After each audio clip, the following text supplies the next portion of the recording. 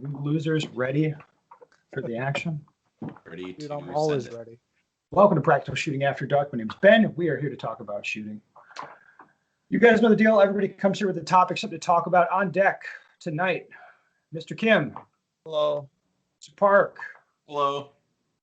Mr. Hoppy Cakes. Hello. All the guys are here. All the cool peeps are here. I've got to go first.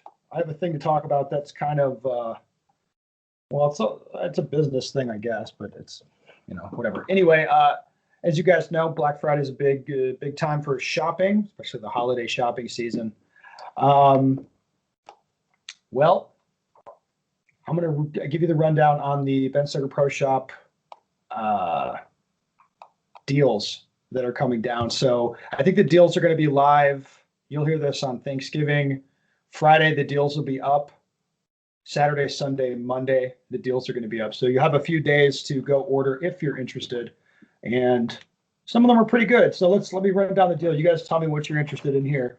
$70 off double alpha bullet feeder. Ooh. That sounds That's excellent. That's a pretty good deal. Yeah. 20% off the brass base pads for the CZ and Tanfos, $10 off Hundo case gauges, lock grips, 20% off, Safariland backpacks, $40 off. No takers. Terran Tactical Innovations parts, 20% off. That's good. No? These all sound like good products. Yeah. Well, yeah, I mean, the base pads, well, I find these quite precious. I like my Terran Tactical pads. But Pocket Pro shot timers. You're going to get a free case if you buy one of those. I like that That's- timer. It says an $11 value. Looking at the case, Timer's cool. I would assess that it's basically accurate. Double Alpha Academy, the new automated primer fillers, those are 10% off. Liquid Grip combo backpack. It's a big bottle of Liquid Grip and then the one with the carabiner on it. 15% off that. 10% off MBX Extreme accessories, like base pads and such. No, they have like full magazines, I think.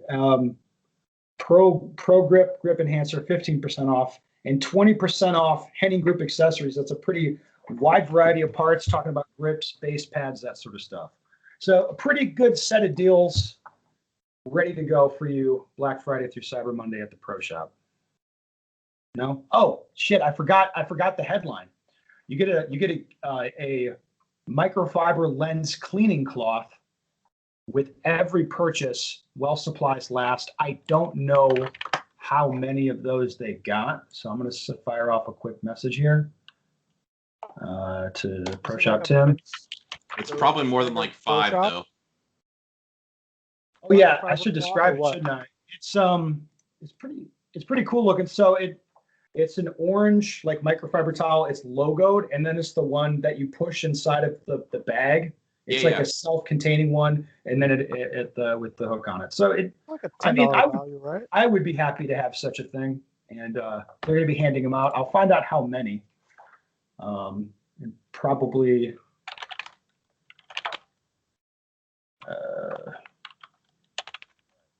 Tim messaged me back during the podcast. So I'll let you know. All right, so that's what's coming up now. Mr. Park, what do you have to talk about? I have a show and tell. Is it a rifle thing?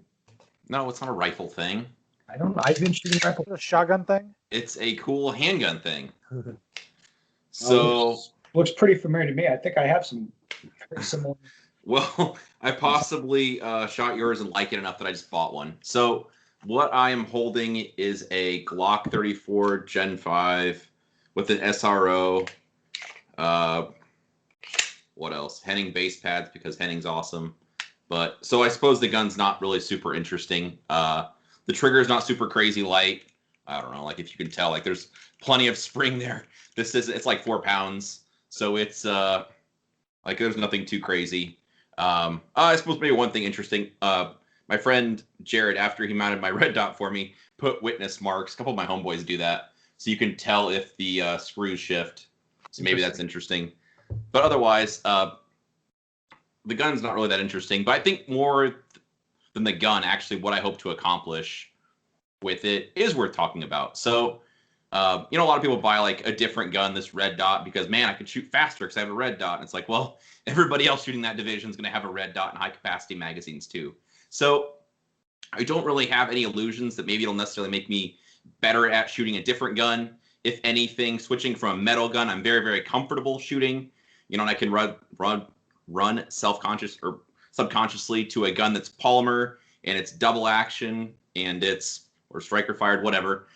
Anyway, way different is maybe not doing me any good as far as leveling up, but I think I'll learn a lot shooting it, and that's what I hope to do. So I see a lot of people with dots in classes, and I'd love to continue to grow my knowledge in something that I don't have a lot of experience with it. So I'm really excited to learn something new. More so, like the gun doesn't really matter; it's just a gun. But having a dot, something new that I'm not used to training with, is really exciting to me. So expect to see content on Training Group in the future, but Yeah. it'll be something fun to play with during the winter and see if I can learn stuff. Well, that sounds good. Yeah, You're using a 2.5 MOA? I am, because that's the one you told me to buy, Kim. Yeah, I like that. Yeah, Oh, you were there's- flirting with the 5 for a while, yeah? When SRO wasn't the thing, because SRO came up with higher brightness setting than previous models out there. Uh-huh. When I was shooting Delta Point Pro, like when I first started, there wasn't a 2.5 MOA dot that really satisfied me in terms of the size in the sun. I mean, living in Washington State wasn't ever a problem, but I get it. You go to Florida and Yes. you got a problem. yes. So I don't have any patience for stuff that doesn't work. And Ben has this set up, and his dots have held up. And my friend Kenny has one with, I don't know, like 20 or 30,000 rounds on it, on a CO gun that's held up. So if it holds up, hopefully that's the one for me. But I'm sure there'll be warranty involved at some point because it's electronics and that's what happens. But Yeah. one thing, just a note, one thing I want you to try later is once you get a hang of the red dot, especially when you shoot like a medium distance, somewhere around 15 plus minus yards, Mhm. red dot is almost always faster. And trying to go with irons and red dot side by side, run after run, like going back and forth, and trying to match the time with the iron side, I learned a lot that way. For the Interesting. iron. That Well, is I've pretty already- interesting. In my training, it's already been fun. I've already been doing all the stuff that I would tell people not to do, just kind of like see how it works. Like I tried focusing really hard on the dot and follow, like really, really precisely watching the dot to see what would happen. And I mean, I already knew the outcome. It was imprecise target transitions and a lot of problems, but just honestly, just experimenting with all the different ways there is to shoot it, turning the dot up super, super bright, having it really, really dim. Like I said, I mean, I like learning, I like shooting, so it's fun just having something that. I mean, I'm obviously not like a novice. I'm okay at shooting it already pretty quickly with the minimal amount of time, but it's fun learning something new. Yes. Yeah. I can have my topic now. Ooh, tell You me. ready? Yes. Send it. So I want to talk about home gym. So this year, my local gym was always shut down. I've went to the gym maybe twice this year.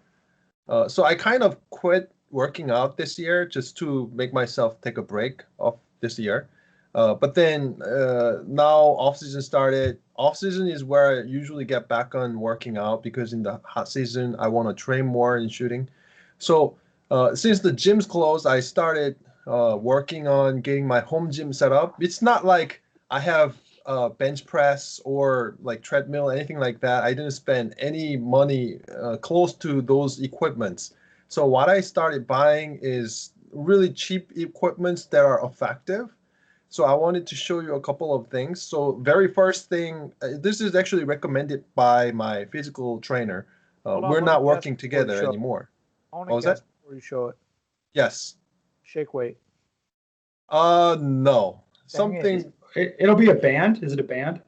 Yes. Ah. Shake weight, similar in concept. I'm going to show you later. But so the first thing I bought is the resistance band. This is pretty cheap on Amazon.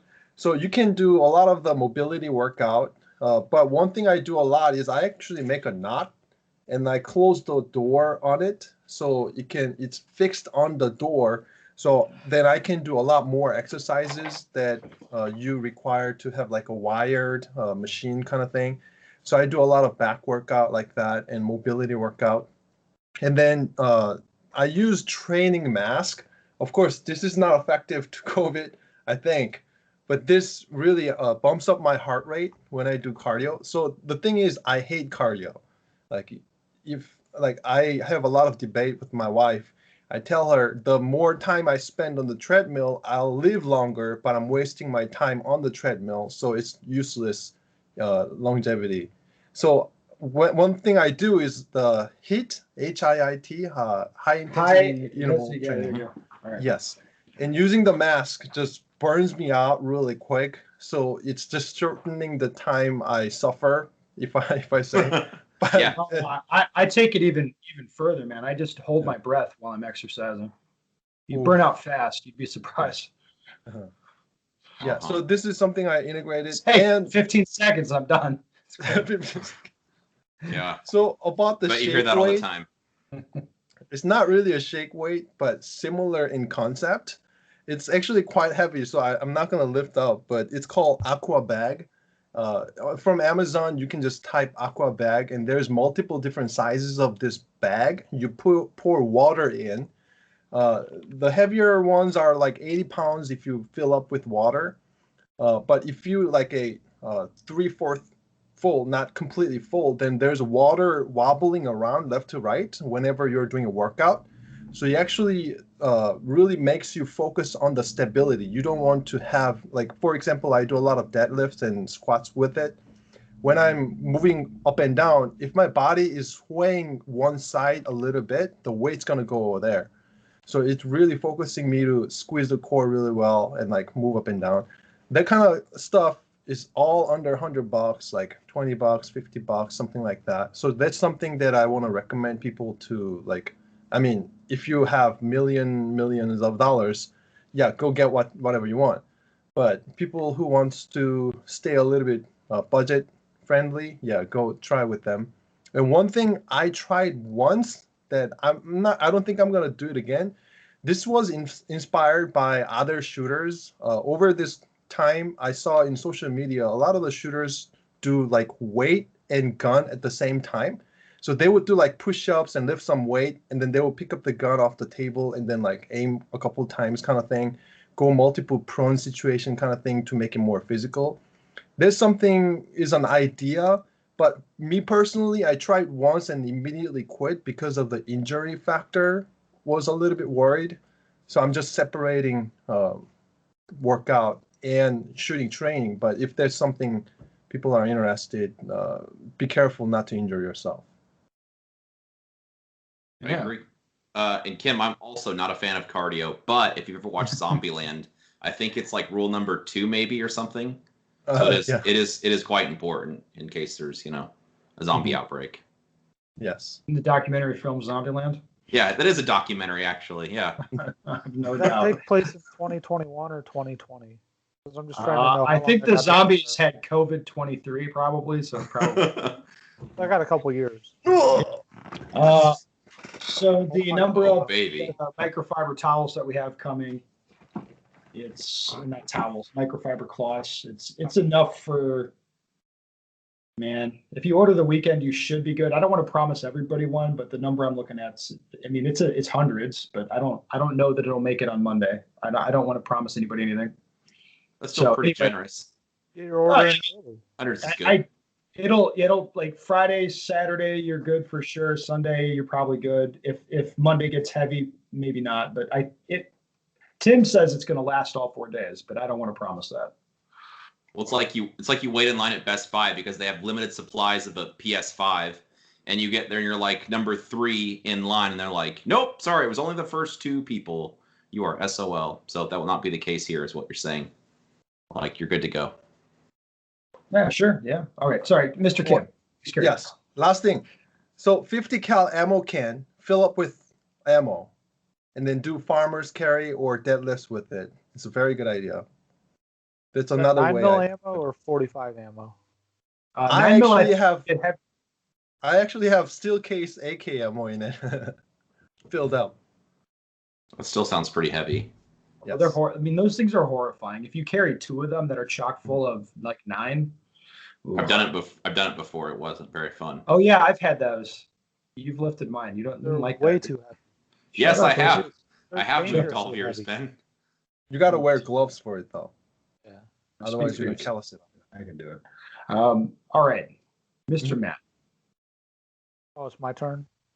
Well, I mean, Mr. Kim's giving you the apartment like home gym tips, which are smart tips. So now it's your So turn I'll to talk some about smart- shooting for fun, right? So we all do this for fun, right?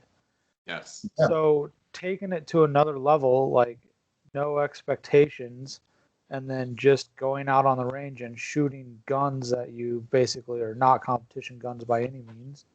They're basically face shooter guns, if I have to say anything, right?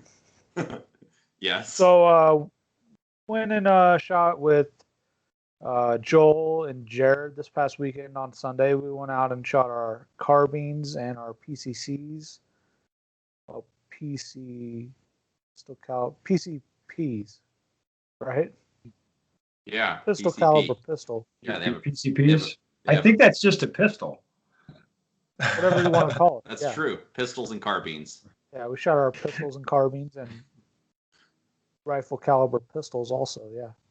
That's true. Shot Joel's gun. Interesting trigger on that. Yeah. Different than what I'm used to. So yeah. Which one on your Glock. the two-stage? No, he's Glock. talking about on my Glock. Oh, yeah. Well, you're having to. You were kind of struggling with the trigger for a while there. I'm sure you can Me? handle a Glock, right? Oh yeah. No, that trigger was good. It was really nice. I was actually really impressed by it. Not having the wall was kind of weird on it, but otherwise it was cool. Yeah. So went out and shot what, a Bren pistol, a Bren carbine. We shot a Evo pistol, the PCP. That's what I'm gonna call it now. Yeah. But no, we're just like shooting for fun. There was no, like, you didn't have a goal. You weren't trying to press down time on some drill. There was no structure at all. We basically did whatever we wanted and Huh? just hung out. Like took after midday and shot some guns. Kind of cool. Matt, you were like glowing at lunch. Matt sat down and he said like twice, he goes, "Man, that was just fun." I'm like, "Yeah, dude." Well, Like, there that was like no expectations. Like Yeah. I can't even remember the last time I did something like that though. So, Yeah, and it- I mean, it was several years ago, like probably 5 years ago at this point. Yeah, and maybe 3. yeah, are guns that you wouldn't normally take to the range. Like, oh, I've got this gun, I like it, but it's not a competition gun. Yeah, So exactly. we just had fun. Like got I built up a new gun for stuff and funness and tested it out, shot it, confirmed sight was sighted in, and everything like that. So it was good. Shooting for fun is the best, and this is the time of year to do it because you don't have anything big coming up, and it's like whatever. You don't feel like you're missing out on anything. You just go shoot. Yeah, it was awesome. It was good Yeah. times. Well, gentlemen. You have a haircut for show and tell. Oh, I'm not. I already talked about pro shop stuff. Oh, Don't okay. bully me about the haircut. I was catching mad levels of shit, and I kind of wanted to get a haircut, so I did. But maybe I'll get another year, and then I'll get another haircut. Maybe you'll look like a responsible businessman someday. Dude, I see like your old videos on like training group where you had your short hair. Man, you looked so much better actually, but whatever. Yeah. Ben, recently you discussed why you didn't attend 2020 Nationals. I had a situation happen at the 2020 Production Nationals. It goes along with your thoughts on why you didn't attend, and I think it might be interesting to discuss on the podcast. So there, I'm not going to like reveal who this guy is, but I mean, he sent this in. So if you can figure it out, like, good on you. But I don't think that's going to happen. Anyway, there's several stages of Nationals where it was an unloaded start with the gun on a table. The rules specifically said the gun couldn't be propped. The magazines could be on the table or on your belt, and there was nothing in the stage briefing about the condition of the magazines. On day 3 of the match, we got to one of those stages after having shot the same starts on previous days at previous stages. So what he's going to give a complicated explanation. So basically what he did was he staged the gun on the table with the magazine like a millimeter from the mag well that he's going to start with. Everybody tracking this? Yeah. Mm-hmm. So he staged it on the table so that he can do that thing where you We're like push them together. Yeah, you push the gun and the magazine together. Just as an aside, I think this is a dumb idea, and I absolutely would not do this. at nationals because there's so much that could go wrong with it, and the advantage is so marginal. But you do you guys. Like anyway, so he's going to describe that's what he did to start a couple times. So on day 3, I'm going to do the same thing I've already done on previous stages that other ROs agreed were not a violation of the rules. This stage, however, the ROs agree that it isn't prohibited in the stage briefing. This will be interesting, and you guys won't be surprised. But they simply aren't going to allow us to do it. My friend and I point out this has already been done on previous days and has been allowed. We were told no, so we request the match director. The match director shows up and agrees it's not prohibited in the written stage briefing and that he's not aware of a rule that prohibits, but says he isn't going to allow it, and he's going to change the written stage briefing now on day 3. Oh. My friend points out that there are several other stages that we will now have to go back and reshoot because you've already done this several times and it has been allowed. He complains that ROs on this stage had been prohibiting people from doing what we talked about, even though there was nothing in the written stage briefing about it. Finally agrees to allow us to do the start our way without a change to the written stage briefing on day 3 of the match. As I become a better shooter, I'm beginning to see more and more of the things you complain about. What do you think about a match director who's going to change a written stage briefing 3 days into a 3-day match at the biggest national level match in the US? Not only that, but he was just arbitrarily going to make up his own rules saying we couldn't do our start since it wasn't prohibited in the written stage briefing. Love the podcast. It was great having, well, I'm not going to read that last part because that'll dox him. Anyway, first thing I'll say is I have no idea if this is true or not. I find it credible. It sounds believable. Don't know if true. With that having been said, who wants to take a whack at this So one? I can say I did see this done at one stage. So I did see this exact load done by a couple different people on one stage, though. Matt, that part would is- you find it difficult to believe that this took place? So I'm going to play devil's advocate on this one. So Sure. all the stages that let this happen, like, you wouldn't really have to reshoot those unless they only allowed that squad, right? To do it, and then no one else, right? So that's not what he presented here. So he presented What? like What are you talking about? the ones that he said he'd have to reshoot because it's not allowed or whatever. Do you think that's the important part of the story? No, I'm getting to it. Okay. So in this one state, did not allow anybody to do it for 2 days and however many number of shooters and squads and all that. And this RO crew didn't allow that to happen. And then all they were doing is making it where all the squads on the last day didn't allow that to happen. Like they were making it equitable across everybody.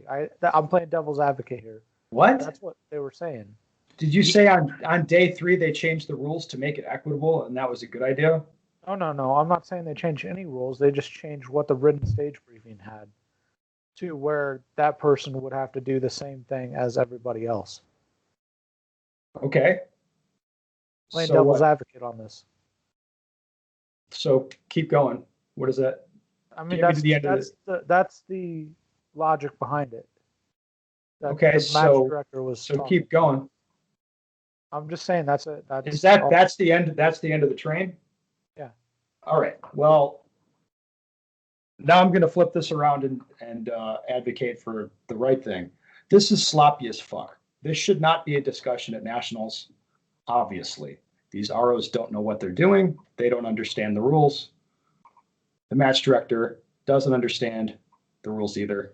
Not the way he should. You cannot do these things. This should not happen at nationals. Obviously. Sounds like a bad written stage briefing. No, the written stage briefing was fine. The written stage briefing was perfect. The ROing was shit. You don't make shit up and add to the stage briefing. You just follow the written stage briefing. If the match director wants this written stage briefing to be like no propping, mags over here, this and that, then he's got to write that shit down.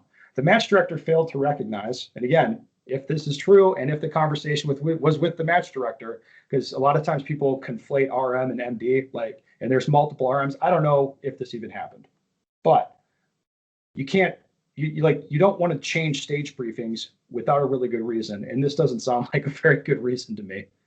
You know what I mean? Like this is like the reason, basically this situation was created by sloppy officiating. That's the problem. I understand the arguments, and I think most people listening would understand that what the issue should be rules wise, but the circumstances were created by sloppy ROs. And that's it. So we need better ROing, obviously, which kind of tracks with my whole fucking point lately. So anybody have anything to add to that? Joel's not going to touch this one. What about you, Kim? Well, what I think is, first, the condition to change a written stage briefing has to be something that you cannot do due to something you can't do by the rules, not you're not supposed to do. That makes sense, right? So if somebody's doing a RO thought, hey, you're not supposed to do that, kind of a setup, but it's not against the rule. It's not something you can't do because of the rule, but it's something RO says you're not supposed to do. Then in that case, the written stage briefing cannot be changed because it's not against the rules, not against any safety kind of thing. Right. So a not sloppy way to RO this is if you're ROing a stage, you mean go look at your stage. Hey, a well-run match will have you do that. Go look at your stage, and if you were the RO in this situation, the morning of day one, you should have this conversation with the match director. Be like, hey, this is what's in the stage brief. This is what I anticipate happening. I think we should modify the stage brief. And you cut this off at the pass, and this never becomes a problem. So, that's what should have been done. Or the match director, or whoever this was, would again go around before the match and make these sorts of decisions. To not do so is, like I said, it's sloppy and it's going to create these sort of problems. Okay, you guys, there's no energy in the room, man. You guys don't get too fired up about this stuff. I guess that's why I'm here. That's okay. It's a normal conversation, though. I guess this isn't even spicy bar standards anymore, right? Not really. It's just what confirmation of what Yeah, we all. Well, we've got a couple of years ago, we were pretty nice all the time, and now we're blowing out fully on the reg and talking all kinds of shit, whatever. Not all of us are, but Joel is blowing them out on the reg. Yeah, Joel definitely says the most insane stuff of anyone I know. Yeah, can't stop, won't stop. I just can't help myself. Just high on life, my man. All right. Uh-huh. Well, listeners, what we really want is have a great Thanksgiving if that's the day you're listening to this on. Have a good Thanksgiving, and if you have any questions, send them to us, and that's all for now. What do we do here?